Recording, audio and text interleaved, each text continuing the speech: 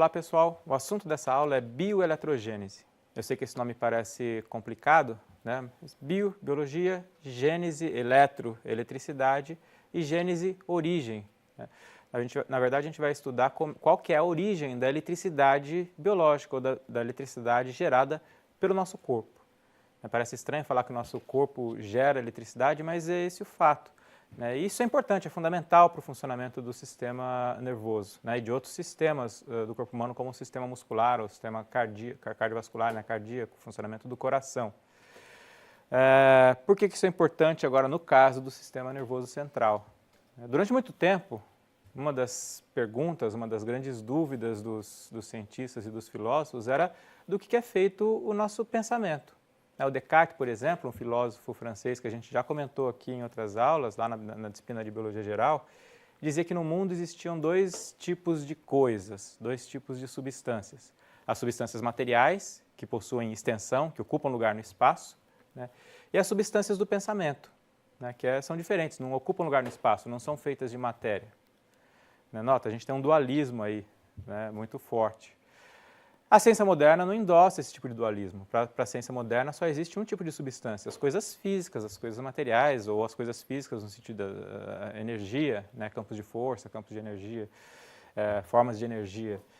E não é diferente no sistema nervoso central. Então, para a ciência, ao tentar responder a pergunta do que é feito, do que são feitos os nossos pensamentos, a resposta é de atividade. O nosso pensamento ele nasce a partir da atividade eletroquímica do nosso encéfalo, ou dos componentes que formam o nosso encéfalo, dos 100 bilhões de neurônios que formam o nosso encéfalo. Vocês sabem disso, ou já devem ter ouvido falar, que o nosso sistema nervoso possui em torno de 100 bilhões de neurônios. Na verdade, as estimativas mais recentes apontam para um número um pouco menor, em torno de 80 bilhões de neurônios, mas é muita coisa. É muita coisa, e é mais ainda se a gente lembrar que esses 80 ou 100 bilhões de neurônios fazem milhares de conexões entre si. Então a gente tem um número astronômico, uma complexidade imensa, e entender como é que esses neurônios funcionam e interagem entre si vai ser o assunto dessa aula e da aula seguinte. Mas para isso a gente tem que entender como é que esses neurônios conseguem produzir e usar a eletricidade biológica gerada a partir do tecido biológico para processar a informação. É isso que a gente vai fazer hoje. Então a gente tem aqui um esquema, uma figura mostrando o esquema de um neurônio desses 100 ou desses 80 bilhões. Então vocês já viram isso em outras disciplinas. O neurônio ele possui três grandes porções, três grandes partes.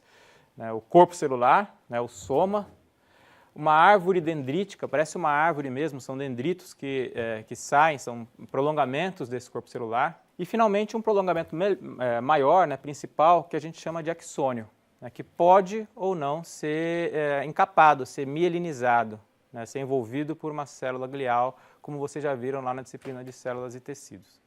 Tudo bem?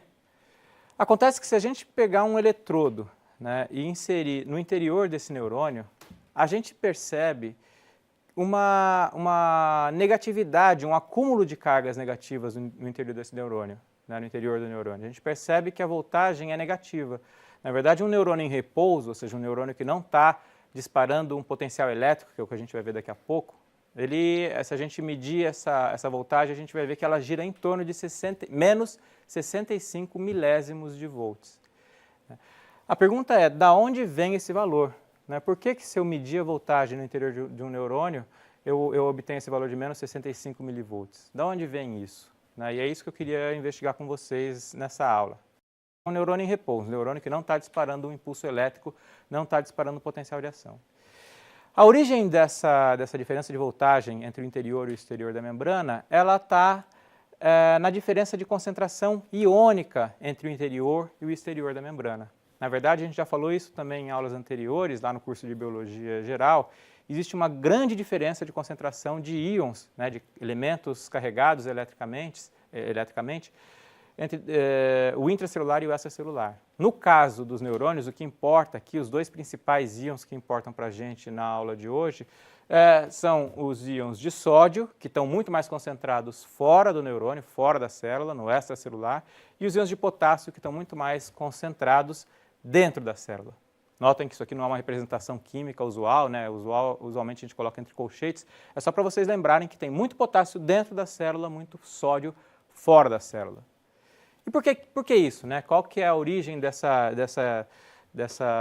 diferença de concentração iônica entre interior e exterior do neurônio? Essa diferença depende de uma proteína transmembrana, né? De uma proteína que atravessa a membrana de vários tipos celulares, que a gente chama de bomba sódio-potássio, ou sódio-potássio ATPase. É uma bomba que funciona como uma enzima.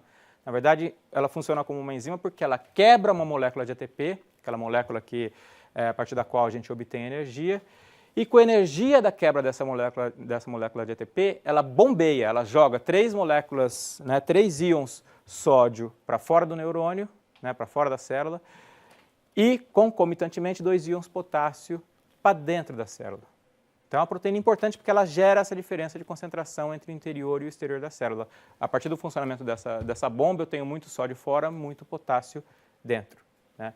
É uma proteína importante, né, e a dimensão da importância dessa proteína a gente tem quando a gente percebe que boa parte da energia que o nosso organismo consome é utilizada por essa bomba.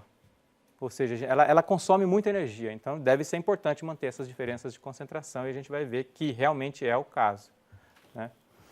Mas o fato é que, a partir desse mecanismo, a gente tem, como eu mencionei, muito sódio fora e muito potássio dentro. Acontece que o neurônio, além dessa bomba, ele possui na sua membrana canais iônicos, vocês já viram o que são esses canais lá na aula de biomembranas, né? Canais de vazamento de potássio. É um canal específico para o íon potássio e que permite que esse excesso de potássio do interior do neurônio vaze, né, para fora da célula. Então existe o fluxo constante de potássio do interior para o exterior do neurônio, do intra para o extracelular. O tempo inteiro está vazando, é como se o neurônio possuísse poros, lá, canais que permitem o constante vazamento de potássio, né? Vamos olhar como é que se dá esse vazamento do potássio e qual a importância disso para aquele potencial de menos 65 milivolts que eu acabei de apontar para vocês, né? Olha só, imaginem que eu tenho uma célula aqui, né, um neurônio intracelular, extracelular, e eu tenho um canal para potássio. O potássio é um cátion, né, a carga dele é positiva, a valência dele é positiva, né? E o potássio, as forças químicas e as forças, principalmente a força química, no sentido, né, a diferença de concentração, trabalha no sentido que o potássio sai de dentro do neurônio e vai para fora do neurônio, né? Por quê? Eu tenho uma diferença de concentração, tem mais potássio dentro da célula do que fora da célula, e por causa desse gradiente de concentração, o potássio vai sair da célula. Existe uma força no sentido dele sair da célula. O potássio vai vazando por causa dessa diferença de concentração. É claro que potássio entra também, mas sai muito mais potássio do que entra potássio. Então eu tenho um fluxo resultante aqui de potássio de dentro para fora da célula. Como eu acabei de dizer, o potássio é um cátion, né? Ele tem carga positiva. Na medida em que ele vai saindo, vai acumulando carga positiva no exterior da célula e, consequentemente, vai sobrando cargas negativas dentro da célula, né?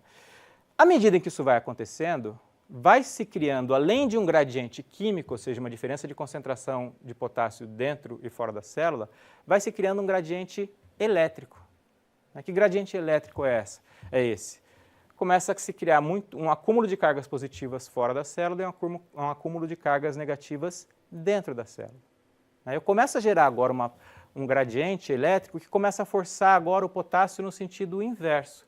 Ou seja, eu tenho uma força química forçando o potássio a sair da célula, né, um gradiente químico de concentração que força o potássio numa direção, e agora um gradiente elétrico que força o potássio na outra direção, né? O potássio é positivo, tem muita carga positiva fora, né, vocês lembram disso, o positivo repele positivo. Então, o potássio começa a existir uma tendência ao potássio entrar na célula por causa desse gradiente elétrico. Então, notem, eu tenho aqui, quando eu chego nessa situação, eu começo a chegar próximo de uma situação que a gente chama de equilíbrio eletroquímico. O que é o equilíbrio eletroquímico? É o momento em que esses dois gradientes se igualam. Eu tenho um gradiente químico forçando o movimento do fluxo dos íons de um lado para o outro, de dentro para fora da célula, E eu tenho um gradiente elétrico forçando o movimento dos íons de fora para dentro. O equilíbrio é quando esses dois gradientes se igualam, né? Quando eu tenho uma situação em que eles se anulam. Nesse momento, o íon está em equilíbrio. O fluxo para fora é igual ao fluxo para dentro. Eu tenho um equilíbrio que não é nem químico nem elétrico. Ele é eletroquímico. Tudo bem? É a resultante desses dois fluxos. No caso do potássio, esse equilíbrio eletroquímico acontece quando o interior do neurônio, quando o potencial no interior do neurônio gira em torno de menos 80 milésimos de volts, menos 80 milivolts. Tudo bem? Então a gente diz que o potencial de equilíbrio eletroquímico do potássio é menos 80 milivolts. Ok? Lembrem que, né, quando a gente mediu lá o potencial elétrico no neurônio, a gente viu que era de menos 65. O do potássio é menos 80. O que isso indica para a gente? Isso indica que, embora o potássio seja um íon importante para a manutenção desse potencial, ele não é o único. Existem outros íons participando dessa brincadeira que eu não estou mostrando aqui por falta de tempo e para que vocês entendam o mecanismo central. Ou seja, essa diferença de potencial entre o exterior e o interior do neurônio, ela se dá por causa desses fluxos iônicos e principalmente o potássio, o vazamento do potássio.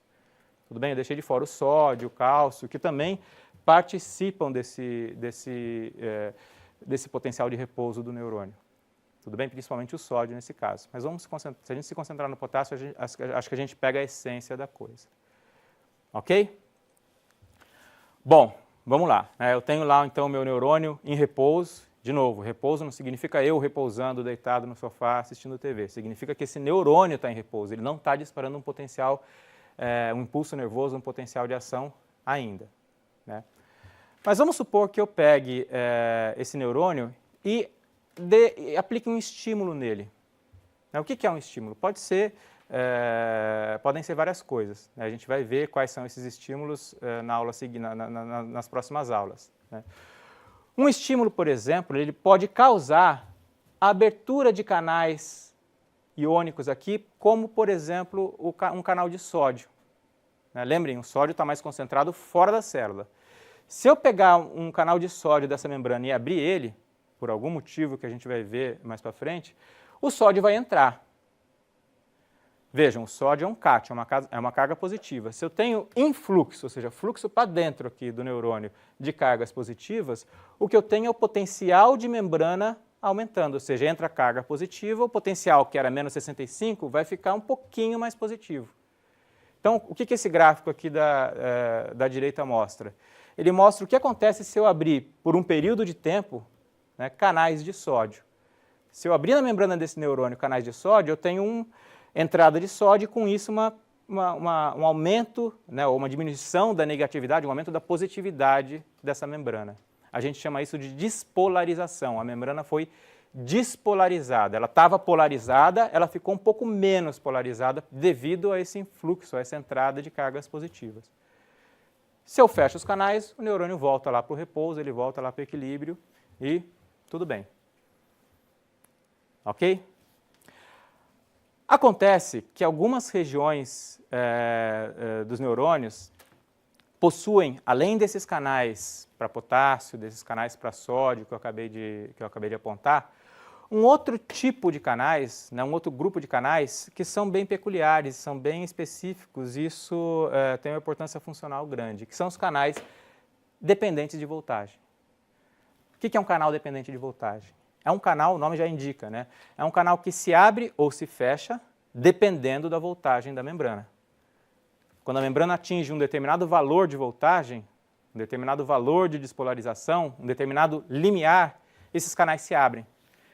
Então a membrana do neurônio, algumas regiões da membrana do neurônio, principalmente aqui no axônio, possuem esses canais.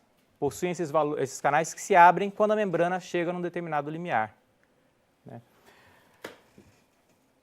A gente já viu que se eu abrir canais de sódio, o sódio vai entrar, eu vou aumentar, vou despolarizar a membrana, e o que acontece é que se eu chegar no limiar, esses canais dependentes de voltagem vão se abrir, e aí mais sódio vai entrar. E aí o que acontece é um ciclo de feedback aqui, de feedback agora positivo, de retroalimentação positiva, em que a membrana é despolarizada, isso causa a abertura de canais de sódio dependentes de voltagem, né? Na medida em que esses canais se abrem, mais sódio entra. Quanto mais sódio entra, mais a membrana despolariza, porque o sódio é positivo, né, um cátion. Mais canais se abrem, mais sódio entra. E eu tenho um ciclo agora que faz com que o potencial de membrana vá subindo cada vez mais, subindo cada vez mais. E eu tenho início, quando isso acontece, a um fenômeno que a gente chama de potencial de ação, né? O que é o potencial de ação? É o que a gente chama de impulso nervoso, né? O potencial de ação é essa rápida e transiente, né? Transiente porque esse fenômeno é muito rápido, despolarização da membrana causada por esse influxo de cálcio violento, né? Porque eu tenho esse mecanismo de feedback positivo em que quanto mais cálcio entra, mais a membrana despolariza, mais canais eu abro, mais cálcio entra, até que a membrana que estava lá em menos 65 milivolts, mais ou menos, menos 70, menos 65 milivolts, o potencial dela começa a subir, subir, subir, subir, de negativo passa para positivo, né, de tanto sódio que está entrando por esses canais dependentes de voltagem, até que eu chego num valor positivo de mais ou menos 30 milivolts. Essa fase que eu acabei de descrever é o que a gente chama de fase ascendente do potencial de ação. Quando eu chego em 30 milivolts, né, passou um certo tempo aqui, eu estou medindo em milésimos de segundos, então isso tudo acontece em menos de 1 milissegundo, em 1 milésimo de segundo, é muito rápido. Os canais de sódio dependentes de voltagem se fecham, pela cinética deles, é assim que eles funcionam, né? E quando eles se fecham, no momento em que eles se fecham, começam a se abrir uma outra população de canais também dependentes de voltagem, que são os canais de potássio dependentes de voltagem. Não são aqueles canais de vazamento que eu acabei de mencionar. É um outro grupo de canais também específicos para o íon potássio, mas que são mais lentos, eles demoram um pouco mais para se abrir. Então eles se abrem mais ou menos nesse ponto, em que os de sódio, no ponto em que os de sódio se fecham. Nesse momento, o que acontece? Notem só, eu tenho uma situação em que os canais de sódio estão fechados, a membrana está super positiva no interior, né, e eu tenho muito potássio no interior. Quando isso acontece, né, quando eu tenho muito potássio no interior da célula e a membrana está positiva, eu tenho todas as forças agindo no sentido do potássio sair da célula.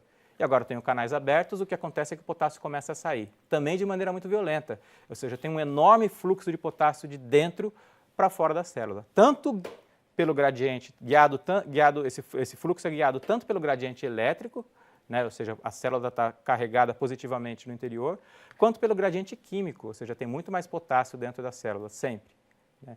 E aí o potássio começa a deixar a célula de maneira, como eu disse, muito violenta, muito grande. Potássio saindo é membrana despolarizando, uma vez que o potássio é um cátion. Eu tenho cargas positivas abandonando o navio, abandonando o neurônio, né? Consequência disso é que o potencial de membrana começa a despencar, também de maneira muito abrupta. Eu tenho a fase que a gente chama de descendente do potencial de ação, descendente do impulso nervoso. Sai tanto potássio da célula que o neurônio até hiperpolariza um pouco, né? Ele até cai um pouquinho abaixo do potencial de repouso, mas isso logo se estabiliza. Então, notem, isso aqui é um perfil de um potencial de ação, de um impulso elétrico, né, do processo que o neurônio utiliza para a transmissão de informação. Como é que isso acontece? Eu tenho uma fase ascendente, que depende do influxo de sódio, e uma fase descendente, que depende do efluxo de potássio. Isso tudo acontece muito rápido, né? Questão de 1, 2 milésimos de segundos, e é isso que a gente chama de impulso elétrico, de impulso nervoso, né? De impulso de potencial de ação. Tá? E é por meio dessa variação rápida, transiente de voltagem da membrana, que o sistema nervoso central transmite informação, ou seja, ou processa informação. Essa é a unidade básica de processamento de informação do sistema nervoso central. Eu sei que é um mecanismo complexo, depois quando vocês forem ler, vocês vão compreender melhor, um pouco mais de detalhe como é que ele funciona, mas é importante entender porque é a base fundamental do processamento de informação pelo sistema nervoso central. Tudo bem? Bom, gerei um impulso, né? Esse impulso geralmente ele se inicia aqui no segmento inicial do axônio, né? A gente chama de cone de implantação, né? No início do axônio, porque é a partir daqui que eu tenho canais dependentes de voltagem para sódio e para potássio, são os canais fundamentais para que esse processo ocorra. E uma vez que o potencial de ação começou a ser gerado aqui, ele vai embora, porque o sódio que entra numa região, vai ser o sódio que vai elevar o potencial de membrana para valores limiares na região adjacente, na região vizinha. E aí eu tenho o potencial que começa aqui no segmento inicial e que vai trafegar ao longo do axônio, né? Como se fosse um caminho de pólvora, né? Eu ponho fogo, né? Eu pego um caminho de pólvora, um pavio, né, de pólvora, eu coloco o fogo numa parte, o calor do fogo dessa parte vai ativar a parte vizinha. É mais ou menos o que acontece aqui. E aí eu tenho um impulso elétrico que começa num lugar e vai para frente. Eu queria mencionar uma característica importante desse impulso, que é o fato dele ser tudo ou nada. Ou seja, uma vez que eu iniciei o processo, não tenho como parar. Uma vez que a membrana atingiu o limiar, esses canais, aquele mecanismo de feedback positivo, em que entra sódio, abre canal, entra mais sódio, abre mais canal, ele vai até que o potencial se torne positivo, ou seja, até que essa inversão da polaridade da membrana aconteça. Então, não tem potencial de ação mais fraco ou mais forte, ele é sempre do mesmo tamanho. Tá? Tudo bem? Essa condução, ela possui uma velocidade que varia em função de diversos fatores, temperatura, por exemplo, calibre da fibra, grau de isolamento dessa fibra. Então, algumas fibras, alguns axônios, são isolados por uma bainha de gordura, né, de mielina, feita pelas células de Schwann, né? É um tipo, ou por células da glia, no sistema nervoso central e também no sistema nervoso periférico. No periférico são as células de Schwann, né? No sistema nervoso central são os oligodendrócitos. Mas o que importa é que eu posso ter axônios, né? E a gente tem axônios que são encapados, como se fossem fios encapados, né? E esses fios, esse encapamento favorece o fluxo de informação, favorece o fluxo iônico, né, nesse axônio, de maneira que a informação trafega mais rapidamente. A gente não vai entrar nos mecanismos físicos de como isso acontece, porque não vem ao caso. Mas quanto mais mielinizado for uma fibra, mais rápido é o tráfego de informação nessa fibra. Tudo bem? Onde esse processo vai parar, pessoal? O potencial gerado aqui vai trafegando ao longo do axônio até chegar no terminal do axônio. E aí, o que tem no terminal do axônio? Vocês conseguem imaginar, né? Tem um novo neurônio. Então, esse potencial de ação que é gerado lá no cone de implantação, lá no segmento inicial do axônio, ele vai percorrer todo o axônio, aqui um axônio desmielinizado, né? Não mielinizado. E esse potencial elétrico, essa alteração na polaridade da membrana, vai percorrer o axônio até chegar no terminal, onde eu tenho o encontro entre um axônio e o próximo neurônio. Aí eu tenho uma sinapse, que vai ser o tema da nossa próxima aula. Tudo bem, pessoal? Espero que vocês tenham compreendido esse mecanismo básico. Na próxima aula a gente vai olhar um pouco para esse processo aqui que eu acabei de apontar. Tudo bem? Até lá, pessoal.